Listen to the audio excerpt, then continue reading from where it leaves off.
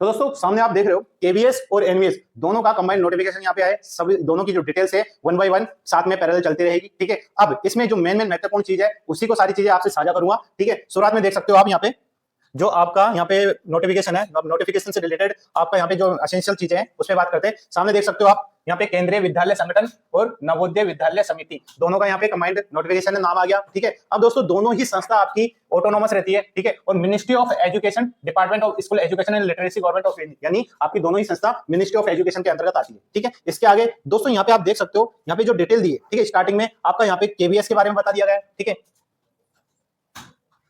यहाँ पे केवीएस के बारे में बता दिया, कहां कहां इनकी संस्था है, कितनी संस्था है। ठीक है, रीजनल ऑफिस कहां कहां पे है। बाकी के यहाँ पे आपका नवोदय विद्यालय समिति, ठीक है, उसके बारे में बता दिया कि कितनी कितनी आपकी नवोदय विद्यालय समिति है। और एनवीएस में ही आपके जेएनवी आता है, पहले जेएनवी यानी जवाहर नवोदय विद्यालय, इसका नोटिफिकेशन भी यहाँ पे अलग, पहले बहुत अलग निकाला जाता था, जैसे केवीएस एनवीएस का अलग निकाला जाता है। पर दोस्तों जेएनवी भी इसी में शामिल कर दिया गया था बहुत टाइम पहले। तो अब जो जेएनवी की वैकेंसी है वो एनवीएस के ही अंतर्गत यहाँ पे देखने को मिलेगी। ठीक है, ये आपका डिटेल है केवीएस एनवीएस की पर्सनल डिटेल, जो आपकी संस्था है कहाँ कहाँ लोकेटेड है, कितनी है, रीजनल ऑफिस कहाँ कहाँ पे लोकेटेड है। ठीक है, वेलकम फ्रेंड्स, कैसे हो आप सब लोग। मैं रवि आपका स्वागत करता हूं आपके डिजिटल प्लेटफॉर्म पे। तो दोस्तों आज का जो वीडियो रहने वाला है आपके एक नई वैकेंसी का रहने वाला है। ठीक है, इसमें सब आपकी जो भी डिटेल है, कंप्लीट डिटेल नोटिफिकेशन में जो दिया गया है वो सारी चीजें मैं आपको प्रोवाइड कराऊंगा, सारी चीजें आपको पॉइंट टू पॉइंट सारी चीजें क्लियर करूंगा। ठीक है, अब दूसरी बात कि जो स्टूडेंट हमारे चैनल को पहली बार देख रहे हैं, वीडियो को पहली बार देख रहे हैं, ठीक है, और चैनल को सब्सक्राइब नहीं कराओ, सब्सक्राइब कर लीजिए, वीडियो लाइक कीजिए, शेयर कीजिए और बेल आइकन दबाना ना भूलिए, जिससे कोई भी अपडेट हो आपके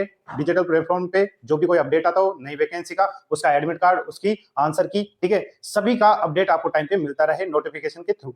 ठीक है, इसके बाद में दोस्तों आज का जो वीडियो रहने वाला है वो रहेगा आपकी टीचिंग भर्ती का। अब टीचिंग की कौन सी भर्ती है, तो दोस्तों टीचिंग की आपकी है केवीएस और एनवीएस की। दोस्तों इससे पहले आपने नोटिफिकेशन देखा था केवीएस और एनवीएस का अलग अलग आता था सेपरेट। ठीक है, उसी में आपका केवीएस में जितनी आपकी पोस्ट आती थी अलग अलग, टीचिंग नॉन टीचिंग, उसमें सारी डिटेल आती थी। फिर उसके बाद में एनवीएस का अलग नोटिफिकेशन आता था, उसके अलग प्रोसीजर हुआ करते थे, अलग पोस्ट हुआ करती थी, नॉन टीचिंग और टीचिंग। पर इस बार केवीएस और एनवीएस में ये जो नोटिफिकेशन निकालना है उसमें कंबाइंड नोटिफिकेशन निकाला है, चीज बिल्कुल वही है। पोस्ट जो आनी थी केवीएस के अंदर, एनवीएस के अंदर, वो बिल्कुल सेम वही आई है, पर आपका जो नोटिफिकेशन है वो सिर्फ सिंगल कर दिया गया है ना, सिंगल नोटिफिकेशन कर दिया गया है। आपकी जो डिटेल है वो बिल्कुल सेम अलग अलग टाइप में बताई गई है। ठीक है, नोटिफिकेशन बहुत लंबा हो गया है। ठीक है, एक स्टूडेंट अगर रीड करता है तो उसको पूरी कंप्लीट डिटेल जानने में काफी टाइम लग जाता है, तो उसको बिल्कुल सरल और कम टाइम में आपको सारी चीजें अवेलेबल करवा सके तो दोस्तों आपको हमारे प्लेटफॉर्म से जुड़ना होगा। इस वीडियो को जरूर देखना है, शुरू से लेके अंत तक इस वीडियो को देखना है, जिससे आपकी कोई भी चीज ऐसी ना छूट जाए जो आपके बिल्कुल जरूरी हो, महत्वपूर्ण हो। तो दोस्तों आपकी जो वैकेंसी रहने वाली है यहाँ पे वो केवीएस की रहने वाली है। हो सकता है थोड़ा सा यहाँ पे ब्राइटनेस या थोड़ा सा दिख नहीं रहा हो स्क्रीन पे, नीचे लिख देता हूँ। आपकी जो वैकेंसी रहने वाली है वो केवीएस और एनवीएस की रहने वाली है। ठीक है, एनवीएस ये जो भर्ती है ये हालांकि बहुत टाइम पहले आ जाती। ठीक है, ये वैकेंसी आपके इसी साल के अंतर्गत आपके गर्मियों के टाइम पे आ जाती, पर दोस्तों उसमें यही चीज आ रही थी कि इसका सेपरेट जो नोटिफिकेशन है वो निकाले या कंबाइंड में निकाले। ठीक है, इनके साथ साथ एक भर्ती और थी, कौन सी, आपके यहाँ पे ईएमआरएस थी। ठीक है, ईएमआरएस, अब कई लोग इसको जानते होंगे ईएमआरएस कौन सी वैकेंसी है। आपके जो रेगुलर वैकेंसी आती थी केवीएस एनवीएस के अलावा आपकी ईएमआरएस और वैकेंसी है, ये हाल ही में वन टाइम आपके यहाँ पे कंडक्ट हुई थी 2023 के समथिंग, 2023 में फर्स्ट टाइम ये कंडक्ट हुई थी, फर्स्ट टाइम इनका रिक्वायरमेंट चला था। तो दोस्तों इन्हीं तीनों जो एग्जाम है, तीनों प्लेटफॉर्म है, इनको एक साथ कंबाइन करवाने के लिए सोचा जा रहा था। तो दोस्तों जो इतना टाइम लगा वो इसी में लगा कि तीनों एक साथ कंबाइन नोटिफिकेशन निकाले, सेपरेट करे। तो दोस्तों जो सीबीएसई है, ठीक है, central board of secondary education, उन्होंने तय किया कि केवीएस और एनवीएस का जो नोटिफिकेशन है वो कंबाइंड में निकाले।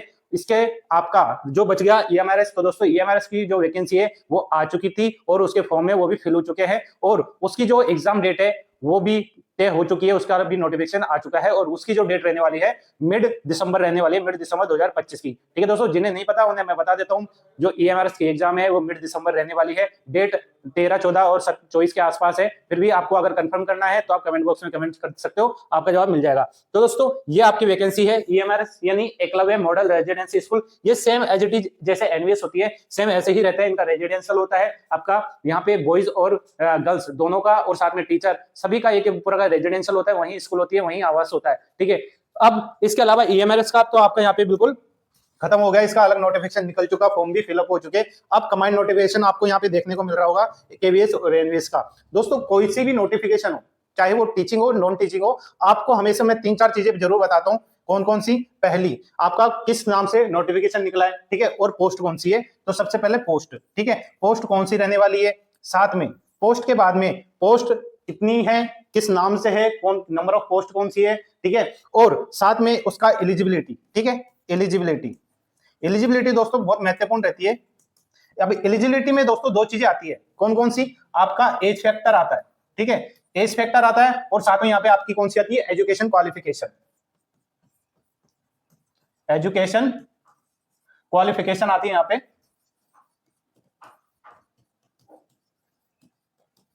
अब दोस्तों ये एलिजिबिलिटी में दो चीजें देखनी होती है कि क्या एज है जिसके अंतर्गत आप आ रहे हो, और एजुकेशन क्वालिफिकेशन। जिस पोस्ट के लिए नोटिफिकेशन निकला है, हो सकता है बहुत टाइप्स वेरियस टाइप की आपकी वैकेंसी हो एक ही संस्था से, तो उसमें अलग अलग पोस्ट की अलग अलग यहाँ पे आपको क्वालिफिकेशन देखने को मिलेगी। एज का आपका क्राइटेरिया सेम रहता है हर पोस्ट के लिए, ठीक है, फिर भी अंतर जो देख होता है फिर भी उसको क्लियर कर देते हैं। उसके बाद दोस्तों क्या आता है? उसके बाद आपका यहाँ पे जो एग्जाम है, जो पोस्ट है, उसके रिलेटेड क्या एग्जाम पैटर्न है, क्या एग्जाम स्कीम है, ठीक है, एग्जाम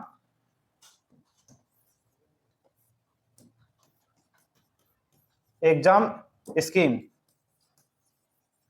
ठीक है, ये एग्जाम स्कीम हो गई। उसके बाद में अगर एग्जाम की डेट दी गई है, ठीक है, तो उसके बारे में एग्जाम डेट, ठीक है दोस्तों। ये आपका पूरा इस 4 और 5वां बच जाता है आपका सिलेबस, ठीक है, सिलेबस बच जाता है। तो दोस्तों ये 4-5 पॉइंट है जिनको लेके जो नोटिफिकेशन है पूरा कंप्लीट होता है। अब किसी नोटिफिकेशन में बहुत सारी चीजें दी गई होती है कि हर रूल्स रेगुलेशन होते हैं कैटेगरी वाइज में, ठीक है, उनसे एज का रिलेशन में, या फिर क्या क्या क्वालिफिकेशन है, एलिजिबिलिटी, पैरामीटर, बहुत सारी चीजें दी गई होती है। तो दोस्तों अगर उन सब पैरामीटर और नियम कानून को अगर मैं सब बताने लगूं तो दोस्तों शायद एक ही जो नोटिफिकेशन है कम से कम 1-1.5-2 घंटे का हो जाता है, और दोस्तों इतना टाइम हर किसी के पास नहीं रहता। तो जरूरत क्या रहती है एक स्टूडेंट को कि जो वैकेंसी निकाले, जो जिसका नोटिफिकेशन है वो किस नाम से आई है, पोस्ट कौन कौन सी है, नंबर ऑफ पोस्ट कितनी है, और कैटेगरी वाइज उनका जो डिवाइडेशन है किस तरह से हो रखा है, साथ में उनकी एलिजिबिलिटी, एज का क्या क्राइटेरिया है, एजुकेशन का क्या क्राइटेरिया है, और उसके बाद में जो पोस्ट है, जिस अगर वेरियस पोस्ट है तो उनके लिए क्या सेपरेट अलग अलग पैटर्न है एग्जाम का, सिलेबस कौन कौन सा है, एग्जाम डेट दी है तो कौन सी दी है, ये सारे फैक्टर आपको हर नोटिफिकेशन में देखने को मिलेंगे। तो दोस्तों जो भी कैंडिडेट वीडियो देख रहे हैं या बाद में देखे, कभी भी देखे, तो दोस्तों उनको यही बोलना चाहता हूँ, वीडियो जो भी देखे, ठीक है, अगर आपके रिलेटेड हो ना रिलेटेड हो, वीडियो को शुरू से लेकर अंत तक देखिए, जिससे आपको वो सारी चीजें मालूम हो सके, और या फिर आप अगर किसी आपके रिलेशन में किसी की जानकारी से रिलेटेड हो तो दोस्तों आप उसको शेयर कर सकते हो, जिससे उसको भी वो सारी जानकारी प्राप्त हो सके। तो दोस्तों ज्यादा टाइम करेंगे नहीं, शुरुआत करेंगे केवीएस और एनवीएस का जो कंप्लीट नोटिफिकेशन है, उसमें जो एसेंशियल चीजें हैं आपको जानने के लिए, वही सारी चीजें कंप्लीट आपको यहाँ पे बताने वाला हूँ। तो चलते हैं नोटिफिकेशन पे।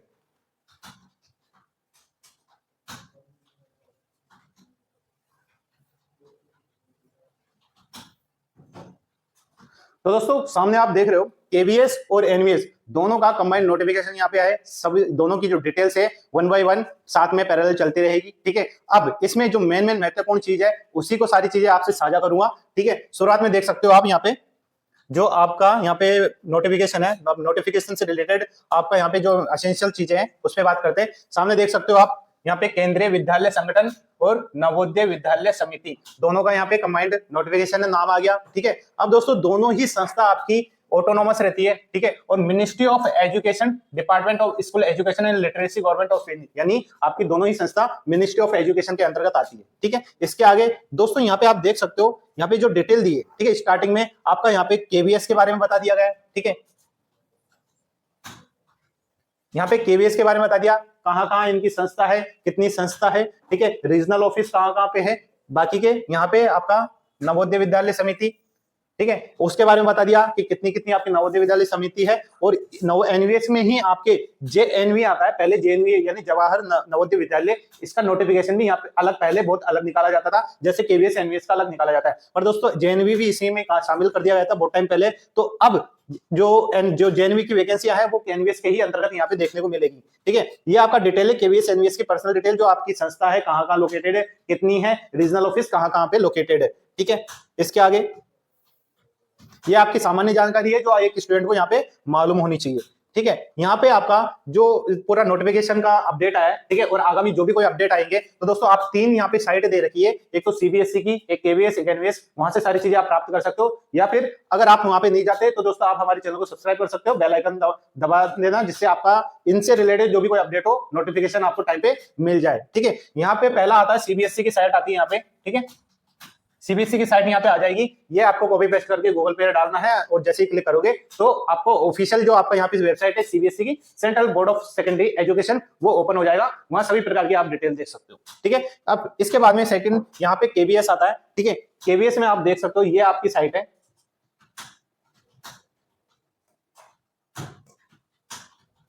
ये आपकी साइट है, और यहाँ पे आपको एनवीएस की साइट मिलेगी। तो दोस्तों ये 3 आपकी साइट है जहां आप ऑफिशियली आपकी साइट रहती है, जो भी कोई आपका यहाँ पे पोस्ट के रिलेटेड, टीचिंग नॉन टीचिंग के रिलेटेड जो भी कोई अपडेट आता है, ठीक है, exam date, pre mains interview, जो भी कुछ यहाँ पे प्रोसीजर है वो हम देखने को मिलेगा, ठीक है। या आप यहाँ फॉलो कर सकते हो या आप हमारे चैनल पे रेगुलर अपडेट रहिएगा, ठीक है।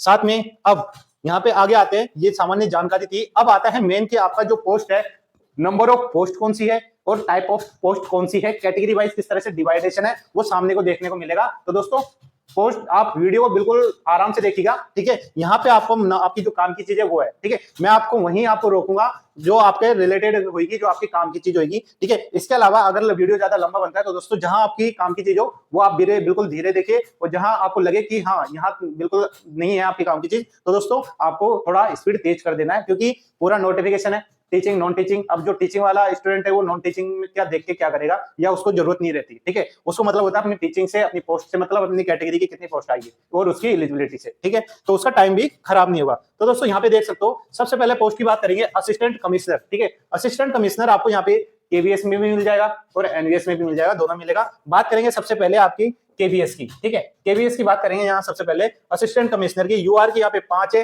ईडब्ल्यूएस की 0 है, ओबीसी की 2, एससी की 1, एसटी में यहाँ बिल्कुल कोई सी पोस्ट देखने को नहीं मिलेगी। टोटल यहाँ पे जो वैकेंसी मिलेगी आपकी असिस्टेंट कमिश्नर की वो 8 है, ठीक है। सेम ऐसे ही, ठीक है, सेम ऐसे ही आपके एनवीएस की बात करेंगे तो एनवीएस में जो टोटल वैकेंसी यहाँ पे असिस्टेंट कमिश्नर की आएगी वो 9 आएगी, ठीक है। आप वीडियो को पॉज करके स्क्रीनशॉट ले सकते हो कि कितनी पोस्ट आपकी कैटेगरी की है, जो भी अप्लाई कर रहे हैं स्टूडेंट वो देख सकते हो, ठीक है। ये आपकी असिस्टेंट कमिश्नर होती है, ग्रुप ए की पोस्ट, गजेटेड होती है, ठीक है, गजेटेड होती है, यहाँ पे भी देख सकते हो, ठीक है, ग्रुप ए की पोस्ट। यहाँ पे प्रिंसिपल की बात आती है तो दोस्तों प्रिंसिपल की भी यहाँ पे पूरी गजेटेड पोस्ट होती है, ग्रुप ए वाली पोस्ट होती है, ठीक है, एक ग्रुप है, ओके। यहाँ पे आप डिवाइडेशन देख सकते हो, यहाँ पे केवीएस का है और यहाँ पे एनवीएस का है, और कैटेगरी वाइज यहाँ पे जो पोस्ट है वो डिवाइडेशन है, ठीक है। और टोटल बात करें केवीएस में प्रिंसिपल की कितनी पोस्ट आई है,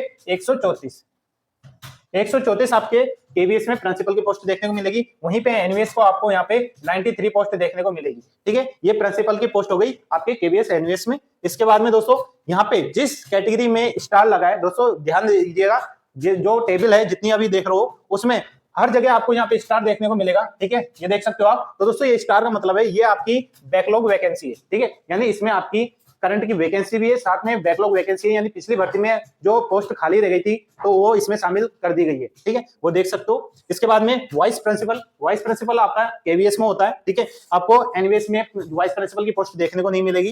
केवीएस की बात करते हैं दोस्तों वाइस प्रिंसिपल की, तो दोस्तों इसमें टोटल पोस्ट आपको देखने को मिलेगी 58, ठीक है, 58 आपकी यहाँ पे वाइस प्रिंसिपल की पोस्ट हो गई। इसके बाद में आगे आते हैं, अब यहाँ पे दोस्तों पीजीटी पोस्ट ग्रेजुएट टीचर, ठीक है, उसकी वैकेंसी आप देख सकते हो। यहाँ पे आप देख सकते हो पूरी टोटल वैकेंसी और जो जितनी सब्जेक्ट वाइज आपकी यहाँ पे बटी हुई है और कैटेगरी वाइज कितनी कितनी पोस्ट आई है वो भी देख सकते हो। सबसे पहले बात करेंगे कि यहाँ पे जो विषय है, जो सब्जेक्ट है, मैं उसका बताऊंगा, और नंबर ऑफ पोस्ट कितनी है। कैटेगरी वाले अपने आप देख सकते हैं कि कितनी कैटेगरी की कितनी पोस्ट आई है, ठीक है। सबसे पहले हिंदी की बात करेंगे तो यहाँ पे हिंदी की जो पोस्ट देखने को मिलेगी वो यहाँ पे आपको मिलेगी कितने की, 124 यहाँ पे देखने को मिलेगी हिंदी सब्जेक्ट की। इंग्लिश में यहाँ पे आपको 164, फिजिक्स की यहाँ पे 213, केमिस्ट्री की यहाँ पे 204, मैथमेटिक्स की 80, बायोलॉजी 127, हिस्ट्री 75 है, ज्योग्राफी की 73 है, और यहाँ पे इकोनॉमिक्स की बात करें तो 129, कॉमर्स की 96, कंप्यूटर साइंस की 176, और यहाँ पे बायोटेक्नोलॉजी उसकी 4। तो दोस्तों यहाँ पे आप देख सकते हो सबसे ज्यादा वैकेंसी कहां कहां देखने को मिलेगी आपको? सबसे ज्यादा वैकेंसी फिजिक्स में 213 देख सकते हो आप, 213 सबसे ज्यादा पोस्ट देखने को मिलेगी फिजिक्स में। उसके बाद में कहां देखने को मिलेगी? केमिस्ट्री 204, फिजिक्स केमिस्ट्री सबसे ज्यादा। उसके बाद में देखा जाए तो यहाँ पे आपको देखने को मिल जाएगी हिंदी इंग्लिश में और आपकी कंप्यूटर साइंस में। तो दोस्तों कंप्यूटर साइंस में भी काफी अच्छी वैकेंसी है। टोटल बात करें आपके केवीएस में, मैं जो पीजीटी की बात कर रहा हूँ वो केवीएस की बात कर रहा हूँ, ठीक है, केवीएस की बात कर रहा हूँ। केवीएस में आपको पीजीटी की पोस्ट देखने को मिलेगी 1465, 1400 पोस्ट है पीजीटी की केवीएस में, ठीक है। अब दोस्तों कैटेगरी वाले अपनी पोस्ट देख सकते हैं, कितनी आई है कितनी नहीं आई, स्क्रीनशॉट ले सकते हैं, ठीक है। ये आपका विषयवार और कैटेगरी वाइज पदों का वर्गीकरण है। इसके बाद में एनवीएस की बात करते हैं। एनवीएस में देख सकते हो यहाँ पे जो पदों का वर्गीकरण है सब्जेक्ट वाइज और कैटेगरी वाइज किस तरह से है। ऐसे हिंदी की बात करेंगे तो 127, इंग्लिश में 146, फिजिक्स में 186, केमिस्ट्री में 121, मैथमेटिक्स 167 और यहाँ पे बायोलॉजी कितनी है 161, हिस्ट्री की 110 और ज्योग्राफी 106, ठीक है। इसके बाद जो रिमेनिंग आ जाती है सब्जेक्ट्स वो भी देख लेते हैं। रिमेनिंग आपकी यहाँ पे इकोनॉमिक्स की बात करें, इकोनॉमिक्स की यहाँ पे कितनी है 148, कॉमर्स 43, कंप्यूटर साइंस 135 और फिजिकल एजुकेशन, ठीक है, शारीरिक शिक्षा जिसमें मेल फीमेल दोनों की पोस्ट यहाँ पे कमांड है वो है 63। इस तरह से जो एनवीएस में पीजीटी पोस्ट ग्रेजुएट टीचर की जो वैकेंसी है टोटल वैकेंसी हो जाएगी 1515, 1513 वैकेंसी है। 1400 की समथिंग आपकी केवीएस में थी और 1500 की समथिंग आपके एनवीएस में देखने को मिलेगी पीजीटी की पोस्ट। इसके बाद में दोस्तों यहाँ पे बात करेंगे आपके जो पीजीटी की पोस्ट अलग है कौन कौन सी, मॉडर्न इंडियन लैंग्वेज जिसमें मोस्ट ऑफ द आपकी जो भाषा वाली पोस्ट होती है वो होती है। तो इसमें बात करेंगे सबसे पहले कि एनवीएस की कि आपकी जो मॉडर्न लैंग्वेज है कौन कौन सी है। एक तो असमी की 6 पोस्ट, ठीक है, यहाँ पे गारो 1, तमिल 1 और तेलुगु उर्दू इनकी एक पोस्ट है। बांग्ला में 5, मणिपुरी 3, ठीक है। ये आपकी मॉडर्न इंडियन लैंग्वेज है जिसमें ये आपकी भाषा है। भाषा के आपकी जो टीचर है पीजीटी पोस्ट वाले वो है। टोटल 18 वैकेंसी यहाँ पे देखने को मिलेगी, ठीक है। सेम ऐसे ही आपका केवीएस में भी आपको देखने को मिलेगा पोस्टों का वर्गीकरण, ठीक है। तो दोस्तों यहाँ पे केवीएस में आपकी जो मॉडर्न लैंग्वेज वाली पोस्ट है वो देखने को नहीं मिल रही, ठीक है। तो दोस्तों इसके बाद में केवीएस की बात आती है। केवीएस में भी टीजीटी की पोस्ट बात करेंगे, ट्रेंड ग्रेजुएट टीचर, और ऐसे ही एनवीएस में भी टीजीटी की देखेंगे। सबसे पहले केवीएस की बात करते हैं। केवीएस में टीजीटी की पोस्ट कैसे कैसे आई है, ठीक है। टोटल वैकेंसी बता देता हूँ टीजीटी में यहाँ पे आपको देखने को मिलेगी 2794, ठीक है दोस्तों, काफी अच्छी वैकेंसी है टीजीटी की ट्रेंड ग्रेजुएट टीचर। केवीएस की बात करेंगे आप सब्जेक्ट वाइज देख सकते हो, काफी अच्छी वैकेंसी है, ठीक है, स्क्रीनशॉट ले सकते हो, देख सकते हो। इसके बाद में बात करेंगे केवीएस में, ठीक है, अभी केवीएस की बात चल रही है। केवीएस में बात करेंगे लाइब्रेरियन की पोस्ट काफी अच्छी रहती है। पर्टिकुलर आप जो स्टूडेंट कोर्स करे हुए हो रहते हैं वो इस एग्जाम को देते हैं, ठीक है। लाइब्रेरियन की बात करते हैं, टोटल आपकी यहाँ पे पोस्ट देखने को मिलेगी 147, ठीक है, 147 है। ये आपकी केवीएस की होगी टीजीटी और एनवीएस की वो केवीएस में लाइब्रेरियन की पोस्ट होगी। बात करेंगे एनवीएस में आपके कौन सी, टीजीटी की ट्रेंड ग्रेजुएट टीचर की। इसमें आपको जो पोस्ट है टोटल पोस्ट देखने को मिलेगी 2978, 2978 है आपको टोटल वैकेंसी यहाँ पे देखने को मिलेगी। तो दोस्तों आपको यहाँ पे केवीए एनवीएस की देख लो 2978 है टोटल, ठीक है, और केवीएस में कितनी है 2794। ज्यादा अंतर नहीं है दोस्तों, यहाँ पे मात्र 150-200 का मात्र फर्क पड़ रहा है, ठीक है। यानी आपके टीजीटी की जो पोस्ट है जितनी आपके यहाँ पे केवीएस में देखने को मिल रही है सेम ऐसे ही आपको एनवीएस में देखने को मिल रही है। 100-150 का अंतर आ रहा है पोस्टों का। तो दोस्तों ये भी बहुत अच्छी बात है, लगभग बराबरी वैकेंसी आपको देखने को मिलेगी। अब इसमें डिपेंड करता है कि आप पर्टिकुलर जो स्टूडेंट है किस सब्जेक्ट से आप एग्जाम दे रहे हो, ठीक है। अब नेक्स्ट आते हैं और क्या चीज है इसमें देख लेते हैं। इसमें लैंग्वेज की अलग और पोस्ट है एनवीएस की, जैसे उसमें केवीएस में आई आपकी मॉडर्न इंडियन लैंग्वेज में असमी, गारो, तमिल, ठीक है, उसी प्रकार आप एनवीएस में भी देख सकते हो। एनवीएस में आपके टोटल 17 तरह की आपकी भाषाओं की है जो कि आपकी टीजीटी है। उसमें पीजीटी की पोस्ट थी, इसमें टीजीटी की पोस्ट है, देख सकते हो। टोटल इसमें जो आपकी थर्ड आपकी लैंग्वेज है, थर्ड लैंग्वेज जो बोला जाता है, उसमें 443 वैकेंसी देखने को मिलेगी। जो भी कैंडिडेट पर्टिकुलर अगर इस सब्जेक्ट से आपका रहा हो बीएड में, आपके ग्रेजुएशन में, आपके पोस्ट ग्रेजुएशन में, तो दोस्तों वो यहाँ पे देख सकते हो कि आप इनमें भी एलिजिबल हो तो आप इसमें भी अप्लाई कर सकते हो। इनमें कंपटीशन बहुत कम होता है, ठीक है दोस्तों, ये आप देख सकते हो, स्क्रीनशॉट ले सकते हो।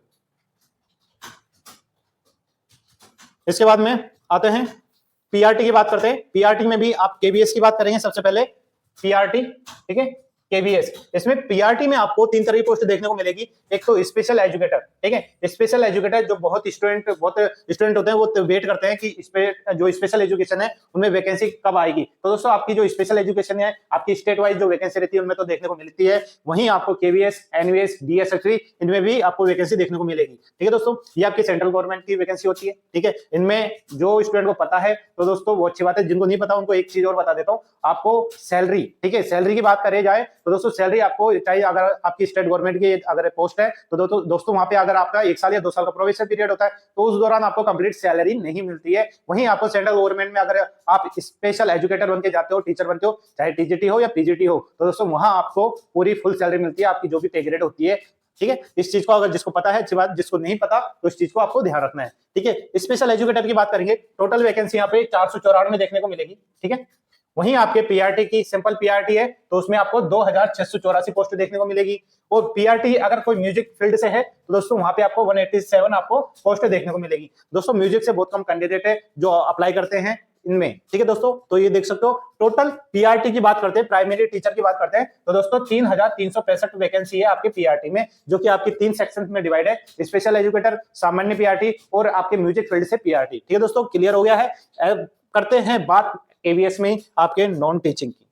ठीक है, ये आपका पूरा टीचिंग का पूरी पोस्ट हो गई। ठीक है, जो भी स्टूडेंट आपके पीजीटी है ना और TGT, PRT, assistant commissioner, principal, ये आपका पूरा टीचिंग फील्ड से हो जाता है। ठीक है, हालांकि असिस्टेंट कमिश्नर और प्रिंसिपल और वाइस प्रिंसिपल का टीचिंग से कोई लेना देना नहीं होता। ठीक है, ये एकेडमिक अपना जो ऑफिशियल वर्क है वो होता है, बाकी आप पीजीटी, टीजीटी, पीआरटी का पूरा टीचिंग वाला फील्ड होता है। ठीक है, ये आ गया पूरा टीचिंग फील्ड आ गया। नॉन टीचिंग में बात करेंगे दोस्तों, नॉन टीचिंग में कौन कौन सी पोस्ट आपको देखने को मिलेगी, यहाँ आप देख सकते हो। ठीक है,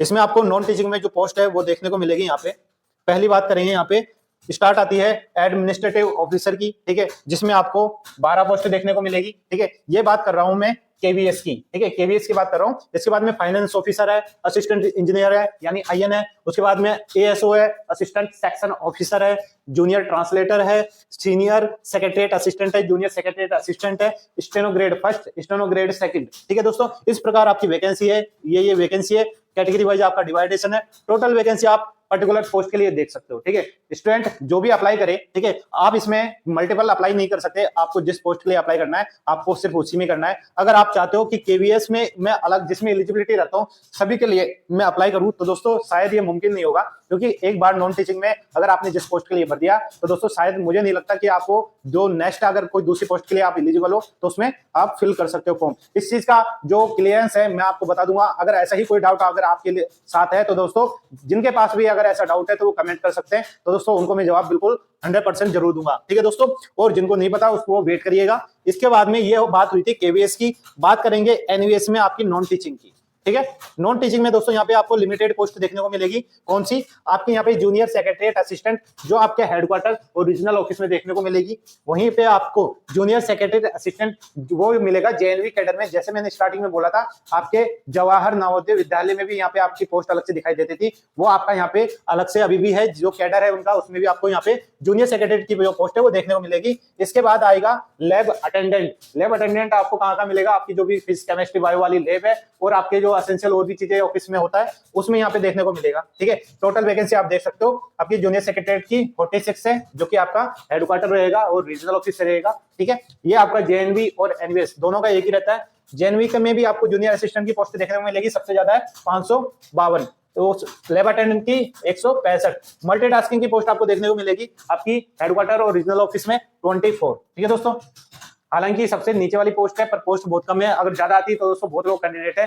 ठीक है, जो इस पोस्ट के लिए भी अप्लाई करते हैं दोस्तों, चाहे पोस्ट छोटी हो बड़ी हो मैटर नहीं करता, मैटर ये करता है सेंट्रल गवर्नमेंट की वैकेंसी है। ठीक है दोस्तों, एक टाइम बाद में उनमें भी उनका प्रमोशन आता है। अगर वो उनके पास में बीए है, ग्रेजुएशन है तो दोस्तों वो भी यहाँ पे प्रमोट होकर जूनियर सेक्रेटरी असिस्टेंट एलडीसी बन जाते हैं, यूडीसी बन जाते हैं, एक अच्छी खासी पोस्ट पे पहुंच सकते हैं, चाहे डिपार्टमेंट की एग्जाम देके या फिर प्रमोशन लेके। ठीक है, इसके बाद में देखते हैं क्या आता है। इसके बाद में दोस्तों यहाँ पे जितनी पोस्ट थी आपकी केवीएस एनवीएस में, मैं वापस बोल रहा हूँ, जितनी पोस्ट थी आपकी, चाहे वो टीचिंग रिलेटेड हो, नॉन टीचिंग रिलेटेड हो, सारी पोस्ट मैंने आपको क्लियर कर दी है कि कौन कौन सी पोस्ट आई है, नंबर ऑफ पोस्ट कितनी है, टोटल वैकेंसी कितनी है। तो दोस्तों जिनको भी वापस कोई डाउट है, कंफ्यूजन है, ठीक है, वो कमेंट बॉक्स में कमेंट कर सकते हैं। साथ में वीडियो को पॉज करके आप जो वैकेंसी है, जो आपसे रिलेटेड है, उसका स्क्रीनशॉट ले सकते हैं, या फिर आप हमारे टेलीग्राम ग्रुप को ज्वाइन कर लीजिए, जिसका लिंक हमारे वीडियो को डिस्क्रिप्शन बॉक्स में दिया गया होता है। आप वहां जाइए, ज्वाइन कीजिए, उसमें आपको जो पीडीएफ है, कंप्लीट पीडीएफ आपको वहां मिल जाएगी। आप बिल्कुल आराम तरीके से उस पीडीएफ को एक्सेस कर सकते हो और देख सकते हो अपने रिलेटेड डाटा, ठीक है। इसके बाद में आगे आते हैं दोस्तों, आगे देख लेते हैं। ये तो आ गई आपकी पोस्ट की बात, जैसा मैंने स्टार्टिंग में कहा था कि पहले आपकी पोस्ट आती है, नंबर ऑफ पोस्ट कौन सी होती है, ठीक है, और साथ में नंबर ऑफ पोस्ट के रिलेटेड आपकी नंबर ऑफ वैकेंसी और कैटेगरी वाइज किस तरह से पदों का वर्गीकरण किस तरह से दिया गया, वो चीज वहां के देखी जाती है। अब बात करेंगे आपकी एजुकेशन क्वालिफिकेशन, ठीक है, और साथ में आपकी जो पे ग्रेड है पोस्ट रिलेटेड की, आपकी किस पोस्ट की क्या पे ग्रेड है, कितनी सैलरी बन सकती है, उन चीजों की बात करेंगे, ठीक है। मेन चीज आ चुकी है दोस्तों। अब जो भी कैंडिडेट वापस इस वीडियो से स्किप कर दिए हुए हैं या फिर दूसरी वीडियो देखने लगे, तो दोस्तों मैं वापस बोलना चाहता हूँ, आप चाहे वीडियो को स्पीड करके देख लो, पर वीडियो को शुरू से लेकर अंत तक देखो, ठीक है दोस्तों। वापस बोल रहा हूँ, वीडियो शुरू से लेकर अंत तक देखो। अगर आपकी काम की चीज ना हो तो इस वीडियो को स्पीड में ज्यादा कर सकते हो, आपको वहां पे ऑप्शन अवेलेबल रहेंगे, ठीक है दोस्तों। बात करेंगे शुरुआत में आपकी कि जो एजुकेशन क्वालिफिकेशन है उसमें ऐसा क्या क्या दिया गया है, ठीक है। यहाँ पे देख सकते हो सबसे पहले असेंशियल, ठीक है, असेंशियल एंड डिजायरेबल क्वालिफिकेशन, यानी आपको इसमें क्या क्या एसेंशियल है, जो आपके भी योग्यता आपके पास होनी ही चाहिए, और साथ में डिजायरेबल की इसके अलावा और कौन कौन सी ऐसी क्वालिफिकेशन है जो आपके पास अगर हो तो अच्छी, आप ये मान लो आपके प्रमोशन में आपकी जो सिलेक्शन मेरिट लिस्ट है उसमें भी हेल्प कर सकती है। साथ में आपका लास्ट पे स्केल की भी बात होती रहेगी कि इसमें जो पोस्ट है उसकी पे स्केल क्या है, यानी पे ग्रेड क्या है।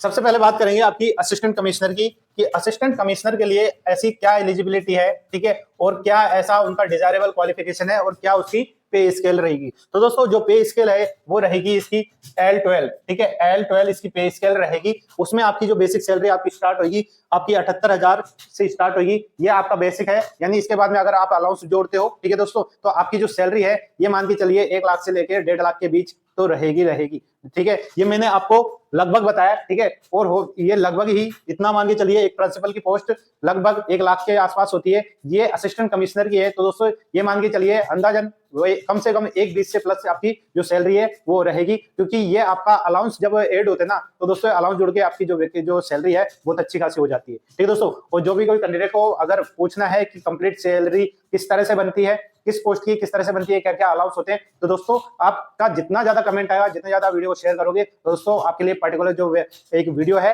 कि पोस्ट वाइज किस तरह से आपका जो सैलरी का स्ट्रक्चर रहता है वो चीजें आपको प्रोवाइड करवा देंगे, ठीक है।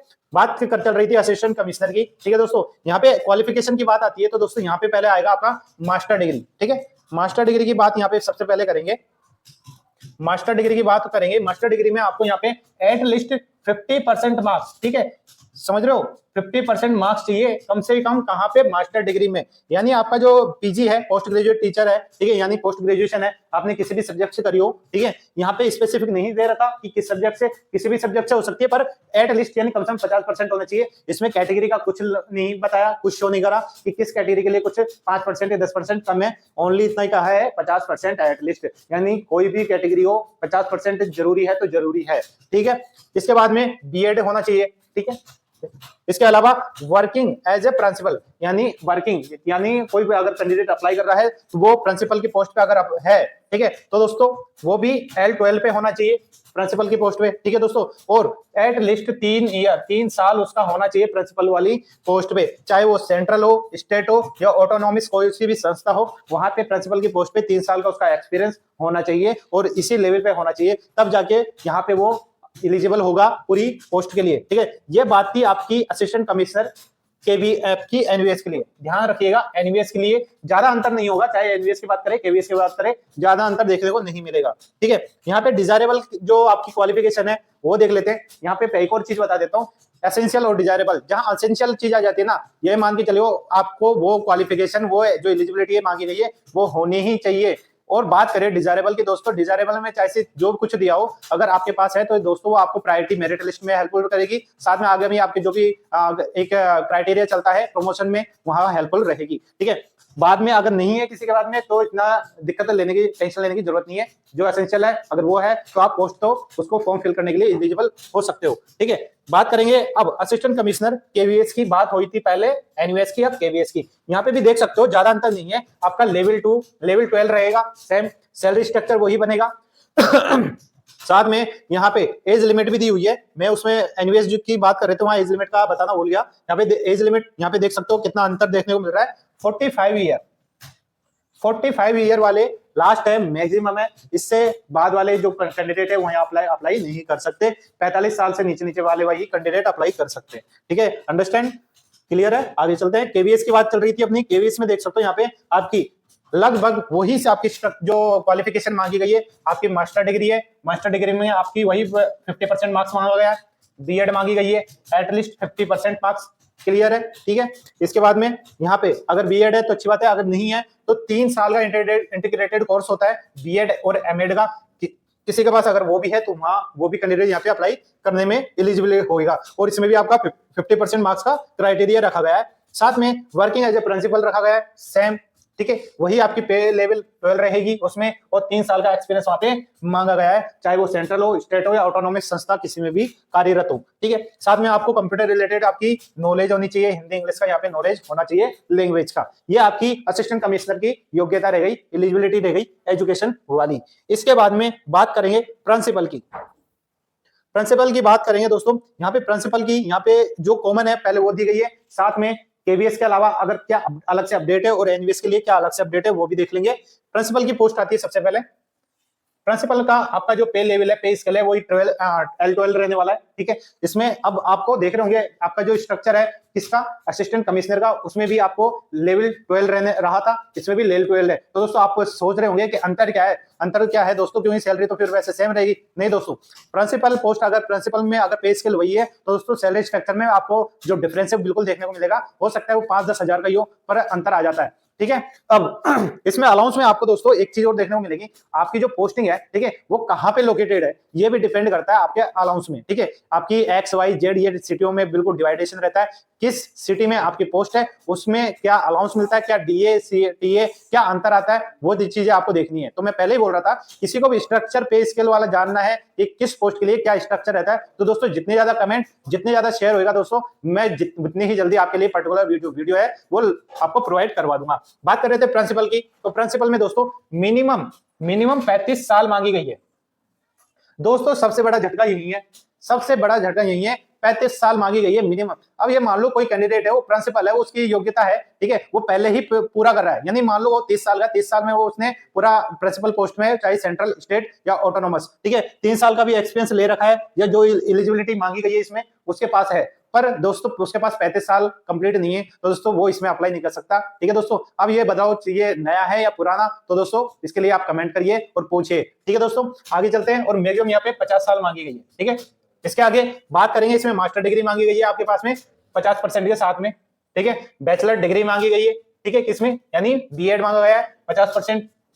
ठीक है, यहाँ पे इसके अलावा 3 ईयर का आपका इंटीग्रेटेड कोर्स होता है बीएड एमएड वाला, वो होना चाहिए 50% मार्क्स के साथ, दोनों में से कोई सी भी, या फिर इसके अलावा 4 साल का आपका इंटीग्रेटेड कोर्स होता है जिसमें आपको 50% मार्क्स लाना जरूरी है, वो बीएड है। ठीक है, बीए बीएड बीएससी बीएड, ठीक है, ये चीजें आपकी 4 साल की कंबाइंड होती है, इंटीग्रेटेड होती है। साथ में आपका वर्किंग एज ए प्रिंसिपल, ठीक है, working as a principal post किस कौन सी है, प्रिंसिपल, और इसमें सेम आपका मांगा गया कि अगर कोई प्रिंसिपल पोस्ट पे हो, ठीक है, सेंट्रल स्टेट ऑटोनोमस, वापस बोल रहा हूं इस चीज को ध्यान दीजिएगा, ठीक है, कंफ्यूज होने की बात नहीं है, कोई भी कैंडिडेट सेंट्रल स्टेट ऑटोनोमस संस्था में अगर प्रिंसिपल पोस्ट पे कार्यरत है और जो उसकी पे लेवल है उस टाइम पे L12 है, तो दोस्तों वो उसको भी यहाँ पे कंसीडर किया गया है, और वही एलिजिबली एसेंशियल है, डिजायरेबल नहीं है, इस चीज को आपको ध्यान रखना है।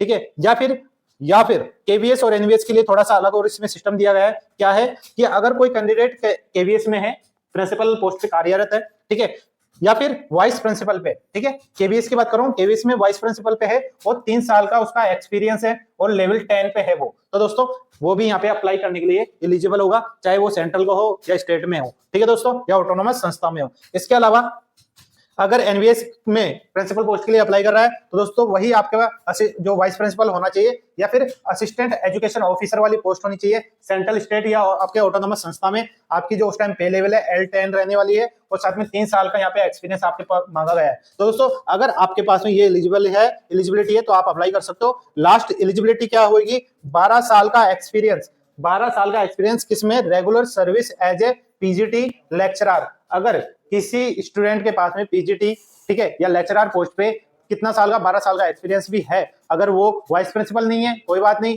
ठीक है, केवीएस में, एनवीएस, किसी भी संस्था में अगर वो कोई वाइस प्रिंसिपल नहीं है, पीजीटी पोस्ट पे है पर 12 साल का एक्सपीरियंस ले रखा है, तो दोस्तों वो कैंडिडेट भी प्रिंसिपल पोस्ट के लिए अप्लाई कर सकता है। तो दोस्तों ये आपकी केवीएस और एनवीएस का कंबाइंड कॉमन आपका क्वालिफिकेशन हो गया प्रिंसिपल का। अंडरस्टैंड है? क्लियर है? आगे चलते हैं,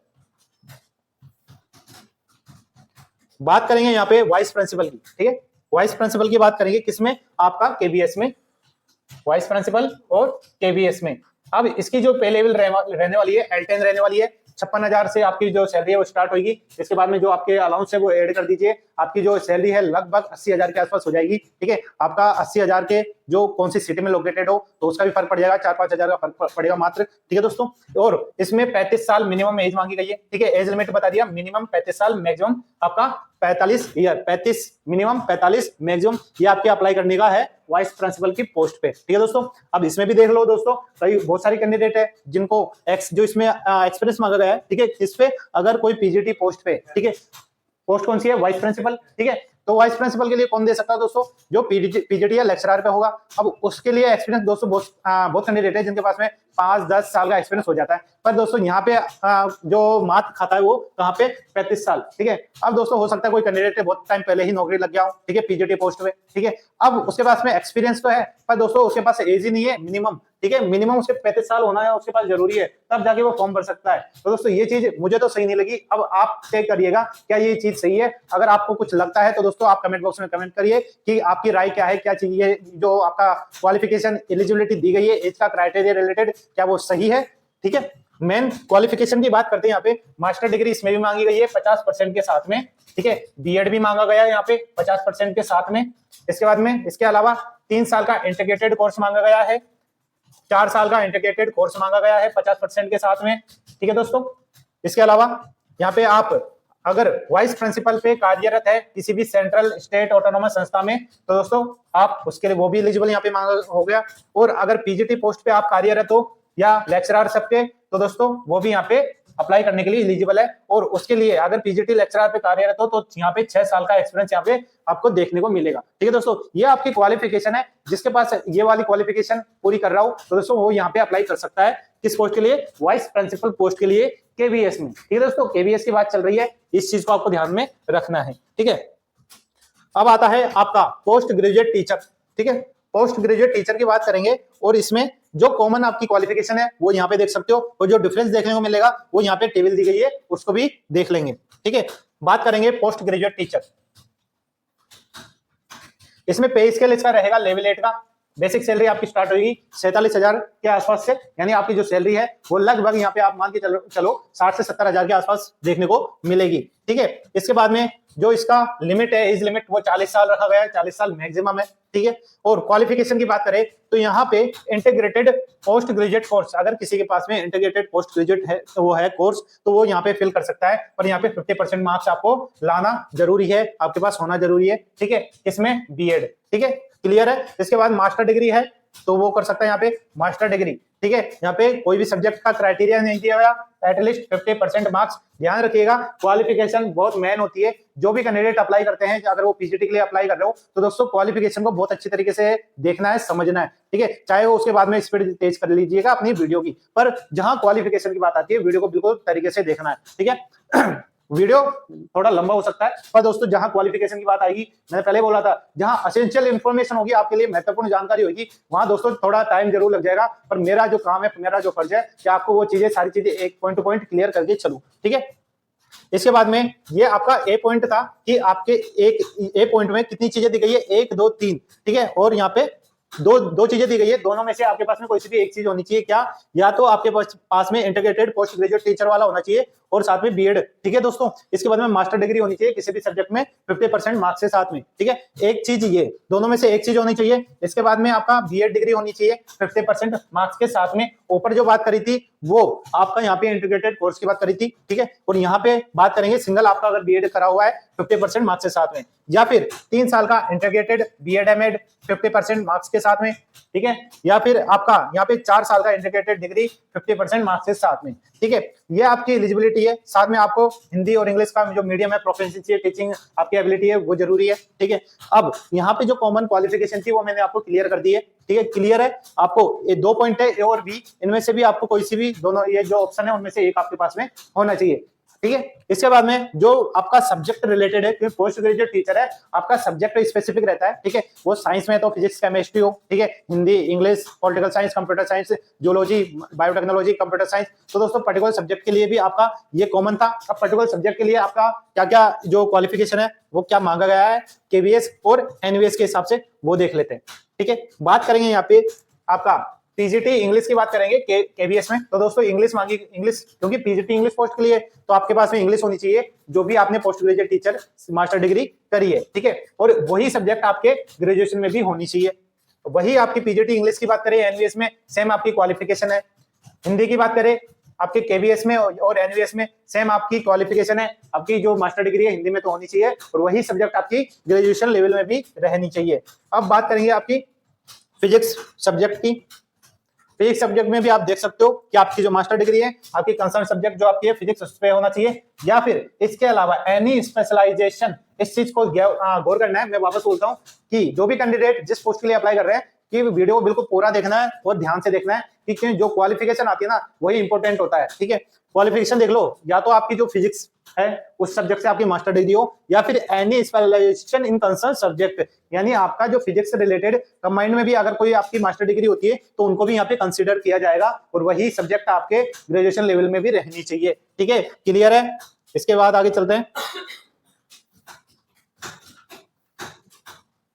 यहाँ पे दोस्तों एक चीज और देखने को मिलेगी, यहाँ पे बात करेंगे physics chemistry mathematics economics history, है ना, ज्योग्राफी। यहाँ पे आपको पर्टिकुलर कोई कॉमन जो अलग अलग सेपरेट देखने को नहीं मिलेगा कि केवीएस के लिए अलग है एनवीएस के अलग है। तो दोस्तों ये जो क्वालिफिकेशन दी है किन किन सब्जेक्ट की मैं वापस बोलता हूँ, आपकी यहाँ पे देख सकते हो ज्योग्राफी, ठीक है, ज्योग्राफी हिस्ट्री, इसके बाद में इकोनॉमिक्स मैथमेटिक्स केमिस्ट्री और साथ में फिजिक्स। ये आपकी लगभग कितनी है, 6 सब्जेक्ट है। 6 सब्जेक्ट में आपकी पर्टिकुलर कोई केवीएस एनवीएस के सेपरेटेड कोई क्वालिफिकेशन मांगी गई। आपकी जो यहाँ पे क्वालिफिकेशन है कॉमन है एनवीएस के लिए भी और केवीएस के लिए भी। साथ में इसमें आपके सभी क्वालिफिकेशन सेम है, यानी आपकी मास्टर डिग्री कंसर्न सब्जेक्ट में होनी चाहिए। फिजिक्स है तो फिजिक्स में, केमिस्ट्री हिस्ट्री ज्योग्राफी आपकी उसमें मास्टर डिग्री होनी चाहिए। और साथ में अगर उनके से जॉइंट में उनके इंटीग्रेटेड कोई अगर आपकी मास्टर डिग्री है, ठीक है, तो दोस्तों वो भी यहाँ पे अलाउ है और साथ में वही सब्जेक्ट आपके ग्रेजुएशन लेवल में होना चाहिए या आपकी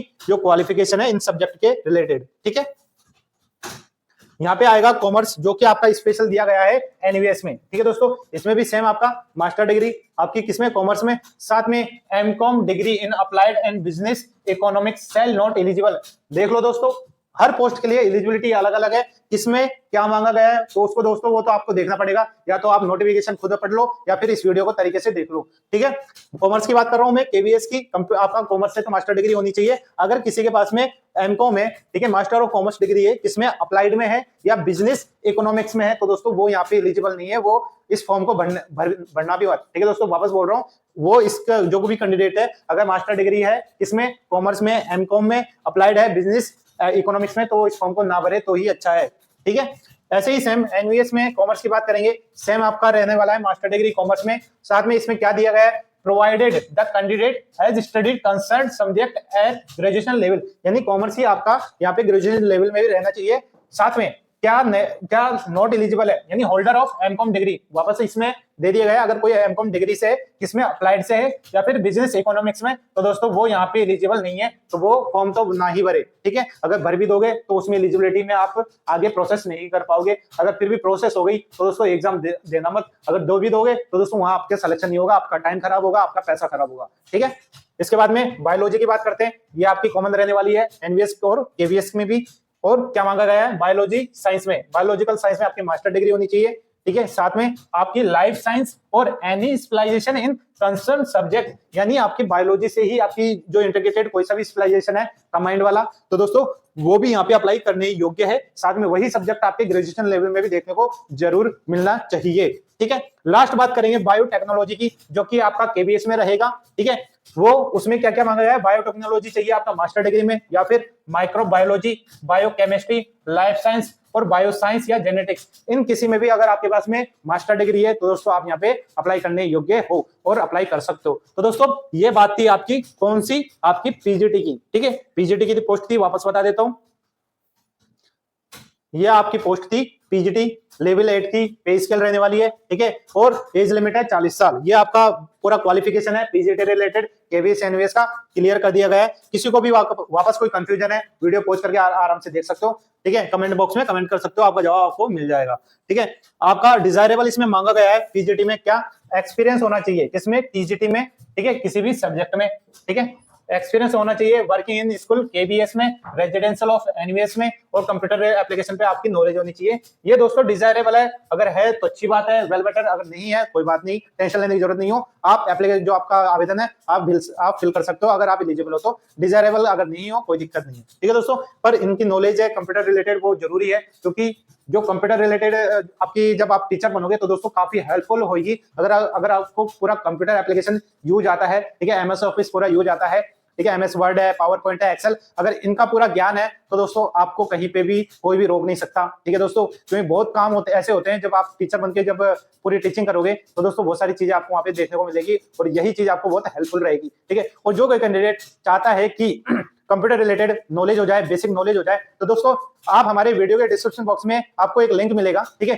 वो लिंक हमारे नेक्स्ट अलग आपका प्लेटफॉर्म है, यूट्यूब प्लेटफॉर्म समृद्धि क्लासेस में, वहां आपको पूरी कंप्यूटर की सारी क्लासेस बेसिक जानकारी देखने को मिल जाएगी, ठीक है दोस्तों। आपको जो भी कंप्यूटर रिलेटेड जानकारी चाहिए, बेसिक पूरा फंडामेंटल, वहां आपको सीखने को सारा मिल जाएगा। और चाहते हो कि स्पेशल में अगर कोई कोर्स बनाए तो दोस्तों वो भी आपको वहां पे प्रोवाइड हो जाएगा। पर उसके लिए जरूर है आपको वीडियो पे कमेंट करने की कि कौन कौन ऐसा चाहता है। जितने ज्यादा कमेंट और ज्यादा शेयर होगी वीडियो दोस्तों, उतनी ही जल्दी आपके लिए सारी चीजें प्रोवाइड हो जाएगी, ठीक है। नेक्स्ट आते हैं, और साथ में जो भी कोई कैंडिडेट इस वीडियो को देख रहे हैं, अगर सब्सक्राइब नहीं करा अब तक सब्सक्राइब कर लीजिए, बेल आइकन दबा दीजिए, जिससे जो भी नोटिफिकेशन का अपडेट है आपको आगामी मिलता रहे, ठीक है। इसके बाद में यहाँ पे बात करेंगे पोस्ट ग्रेजुएट टीचर कौन कौन सी सब्जेक्ट दी गई है स्पेशल यहाँ पे, कंप्यूटर साइंस, फिजिकल एजुकेशन, इसमें मेल और फीमेल दोनों है, और कौन सी है, मॉडर्न इंडियन लैंग्वेज, ठीक है। क्लियर है, post graduate teacher, computer science, physical education, male, female और मॉडर्न इंडियन लैंग्वेज, ये सारी यहाँ पे आपको उनके रिलेटेड जो आपकी क्वालिफिकेशन है, ठीक है, वो यहाँ पे आपको देखने को मिलेगी। 4 मिनट बात करेंगे यहाँ पे पीजीटी कंप्यूटर साइंस की कि इसके लिए क्या एलिजिबिलिटी है। तो दोस्तों यहाँ पे देख सकते हो कि एमएससी चाहिए आपके इसमें कंप्यूटर साइंस में या आईटी में, ठीक है। कंप्यूटर साइंस या आईटी में आपकी एमएससी होनी चाहिए, या फिर एमसीए होना चाहिए आपका कंसर्न सब्जेक्ट यानी कंप्यूटर साइंस से 50% मार्क्स के साथ में, ठीक है। या फिर इसके अलावा एमई होना चाहिए यानी मास्टर ऑफ इंजीनियरिंग, या फिर एमटेक होना चाहिए या तो कंप्यूटर साइंस से या आईटी से, ठीक है, 50% मार्क्स के साथ में। इसके अलावा साथ में आपके बीएड होना चाहिए 50% मार्क्स के साथ में, या फिर 3 साल का इंटीग्रेटेड कोर्स है बीएड एमएड वाला तो वो फिल कर सकता है, या फिर 4 साल का इंटीग्रेटेड कोर्स है 50% मार्क्स के साथ में, तो दोस्तों वो भी यहाँ पे एलिजिबल रखता है post graduate teacher computer science के लिए, ठीक है। आगे नेक्स्ट आते हैं, अब आता है फिजिकल एजुकेशन, जिसमें आपका मेल और फीमेल दोनों शामिल है, और वो रहेगा पर्टिकुलर एनवीएस के लिए, ठीक है। क्या है, मास्टर डिग्री मांगी गई है फिजिकल एजुकेशन में, जिसे एमटेड बोला जाता है, ठीक है, master of physical education 50% marks के साथ में, ठीक है। ये आपकी एलिजिबिलिटी हो गई, एसेंशियल वाली हो गई। यहाँ पे आपको डिजायरेबल है, आप देख सकते हो, अगर है किसी के पास अच्छी बात है, नहीं है कोई दिक्कत नहीं, पर आपके मास्टर डिग्री होनी चाहिए फिजिकल एजुकेशन में 50% मार्क्स के साथ में, ठीक है। अब पीजीटी आ जाएगी मॉडर्न इंडियन लैंग्वेज में, जहां आपको विभिन्न प्रकार की लैंग्वेज वाली पोस्ट दिखाई दी थी, ठीक है। उसकी जो क्वालिफिकेशन है वो यहाँ पे देख सकते हो। यहाँ पे इंटीग्रेटेड कोर्स किसमें, पोस्ट ग्रेजुएट कोर्स में, ठीक है। इसके अलावा 50% मार्क्स चाहिए आपका इंटीग्रेटेड जो भी पोस्ट ग्रेजुएट टीचर है उसमें, साथ में मास्टर डिग्री मांगी गई है 50% मार्क्स के साथ में, इसमें मॉडर्न इंडियन लैंग्वेज, जिस लैंग्वेज के लिए आप अप्लाई करना चाहते हो उसमें, ठीक है। बीएड डिग्री चाहिए आपकी 50% मार्क्स के साथ में, 3 साल का इंटीग्रेटेड कोर्स है अगर बीएड एमएड 50% मार्क्स के साथ में, 4 साल का आपका इंटीग्रेटेड कोर्स है, ठीक है, 50% मार्क्स के साथ में। और ये आपका असेंशियल आपकी एलिजिबिलिटी हो गई किस रिलेटेड, मॉडर्न इंडियन लैंग्वेज के रिलेटेड, ठीक है दोस्तों।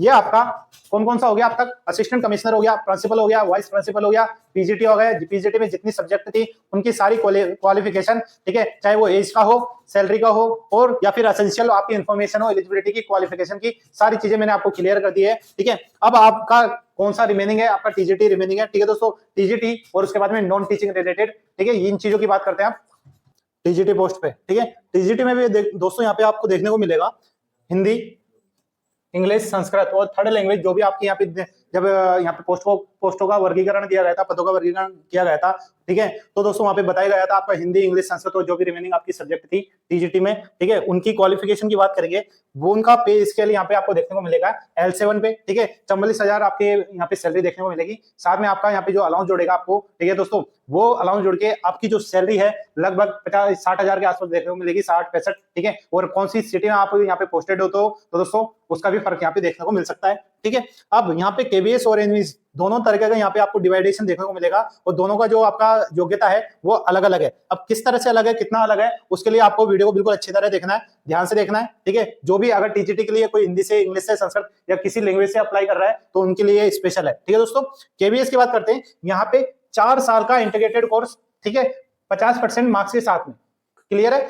4 साल का इंटीग्रेटेड कोर्स 50 जो परसेंट है उसका साथ में मिनिमम होना जरूरी है, ठीक है। और साथ में जो भी आपका कंसर्न सब्जेक्ट है, हिंदी, इंग्लिश, जो भी व्हाटएवर हो उसमें, और साथ में आपका बीएड डिग्री, ठीक है, क्लियर हो गया, ठीक है। यानी आपका 4 साल का जब आपकी इंटीग्रेटेड कोर्स होता है, ठीक है, जिसमें आपका बीएड हो जाता है, बीएससी बीएड हो जाती है, तो दोस्तों वो यहाँ की डिग्री का जो क्वालिफिकेशन है रखा गया है 50% मार्क्स के साथ में, ठीक है। वहीं एनवीएस की बात करते हैं, इसमें भी सेम आपको देखने को मिलेगा, 4 साल का इंटीग्रेटेड डिग्री कोर्स 50% मार्क्स के साथ में, ठीक है, और आपकी बीएड साथ में जो आपकी इंटीग्रेटेड है, जुड़ी हुई है वो, ठीक है।